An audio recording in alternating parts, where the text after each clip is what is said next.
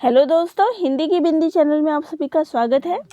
तो अभी हम चर्चा करने वाले हैं निबंधों के ऊपर। तो निबंधों के ऊपर जैसा कि आप सभी ने कहा था एक शॉर्ट नोट बनाया जाए, तो इसी विषय को लेके आज जो है हम चर्चा करने वाले हैं। तो हम निबंधों के ऊपर एक शॉर्ट नोट जो है वो बता रही हूँ आप सभी को। तो पहला निबंध है भारतवर्षोन्नति कैसे हो सकती है। तो ये भारतेंदु हरिश्चंद्र जी का निबंध है और इसे उन्होंने 1884 में बलिया के ददरी मेले में भाषण देने के लिए लिखा था। यह निबंध जो है हरिश्चंद्र चंद्रिका के दिसंबर 1884 के अंक में प्रकाशित हुआ था। इस निबंध में उन्होंने कुरीतियों, जो भारत के अंदर जो कुरीतियों और अंधविश्वास थे उनको त्यागने की बात जो है इस निबंध में की गई है। लोगों के शिक्षा, सहयोग व एकता पर जो है वो बल दिया गया है। लोगों को आत्मनिर्भर बनाने की जो प्रेरणा की बात इसमें कही गई है। धर्म, भाषा, अपने देश की उन्नति की बात जो है इसमें कही गई है। विदेशी भाषा और वस्तुओं को त्यागने की बात जो है वो कही गई है। भारत की उन्नति की बात, जैसा कि इसके नाम से ही स्पष्ट हो रहा है, इसमें भारत के उन्नति की बात जो है वह कही गई है। अगला निबंध है वैष्णवता और भारतवर्ष। ये भी भारतेंदु जी का ही निबंध है। तो इस निबंध का उल्लेख जो है वो रामायण का समय इसमें मिलता है। इस निबंध के अनुसार सबसे प्राचीन मत जो है वो वैष्णव को माना गया है। वैष्णवता और भारतवर्ष जो है वो धर्म संबंधी उनका निबंध है। वैष्णव धर्म को भारत का जो है आधारभूत धर्म जो है माना गया है और इसके लिए उन्होंने अपने इस निबंध में बहुत सारे इसके तर्क भी दिए हैं। इस निबंध में धार्मिक पतन के साथ कि धार्मिकता का जो पतन है वो किस प्रकार हुआ, एक धर्म से दूसरे धर्म में लोगों का जो परिवर्तन है वो किस प्रकार से हुआ, जो वहाँ की दुखावस्था, पराधीनता, दरिद्रता, विचारों की जो संकीर्णता थी आदि पर व्यंग जो है इसमें किया गया है। इसके साथ ही इनसे उबरने की दिशा भी उन्होंने बताई है। सांस्कृतिक गौरव, कुरीतियों के बारे में भी लोगों को सचेत किया है और विभिन्न धर्मों में एकता स्थापित करने की बात भी इस निबंध में कही गई है।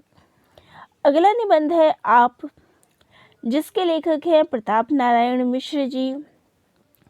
तो आपका अर्थ, ये प्रयोग किसने किया, कहाँ से इसका प्रारंभ हुआ आदि विषय पर जो है इसमें चर्चा की गई है।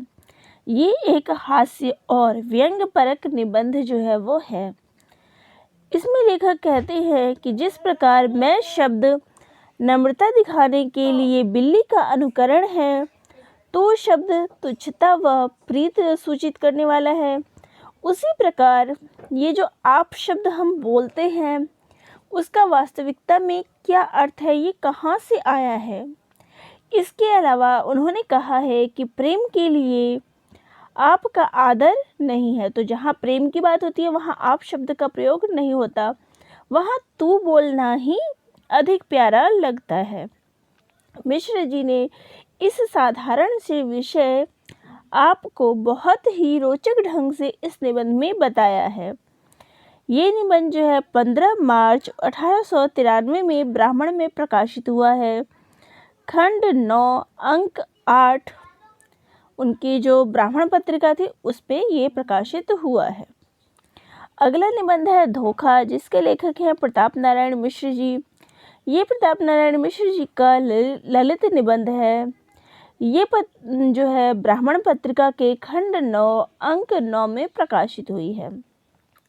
उसके बाद 1919 में जब उनके निबंधों का पहला संकलन आया था निबंध नवनीत नाम से, तो उसमें ये निबंध जो था धोखा निबंध वो उसमें संकलित था। इस निबंध में धोखा जैसे साधारण विषय को भी बड़े ही मनोरंजन ढंग से उन्होंने इसका वर्णन इसमें किया है कि मनुष्य किस प्रकार धोखा खाता है, उससे निकलता है व दूसरों को किस प्रकार वह धोखा देता है। इन सभी विषयों की चर्चा इस निबंध में की गई है। तो इसमें जो है धार्मिक परंपरा की चर्चा करते हुए इस शब्द को जो है एक नए ढंग से सोचने की प्रेरणा, उनके इस निबंध में देखने को मिलती है।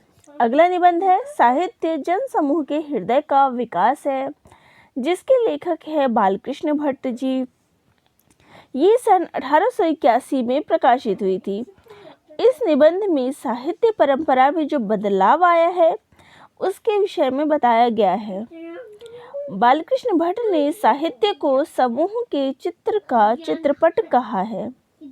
तो किसी का देश का जो इतिहास होता है वो केवल बाहर का हाल बताता है, जबकि जो साहित्य है वो उस देश के अंदर के भावों को, लोगों के भावों को भी प्रकट करती है। तो आधुनिक भारतीय आर्य भाषाएं तथा हिंदी बोलियों की जो विकास की परंपरा है उसका तुलनात्मक विश्लेषण जो है उन्होंने किया है। भट्ट जी ने आर्यों का देश व हिंदू जाति आदि शब्दों का प्रयोग अपने इस निबंध में किया है। इसके साथ ही लोकोक्तियाँ व मुहावरे का प्रयोग भी उन्होंने इसमें किया है। अगला निबंध है धर्म और समाज, जिसके लेखक है गुलेरी जी। और इस निबंध में समाज के लिए धर्म की आवश्यकता है या नहीं, इस विषय में के संबंध में जो है उन्होंने अपना ये निबंध बताया है। और ये निबंध जो है वो प्रतिभा में प्रकाशित हुई थी जून 1920 में।